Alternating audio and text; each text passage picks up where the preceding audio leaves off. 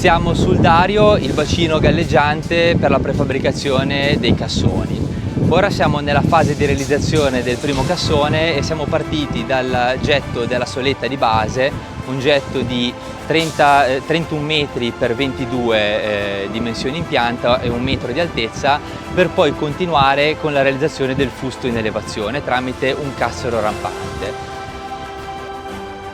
La realizzazione del getto in invasamento ha previsto l'impiego di circa 630 m3 di calcestruzzo e 450 tonnellate di acciaio, secondo il progetto esecutivo.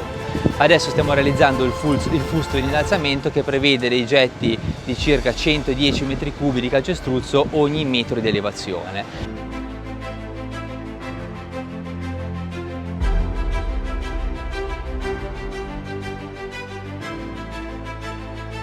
In data odierna è arrivata la nave Bontrop Perle, una bulk carrier che ci permette di scaricare circa 32.000 tonnellate di materiale proveniente dalla Sardegna ogni 8 giorni.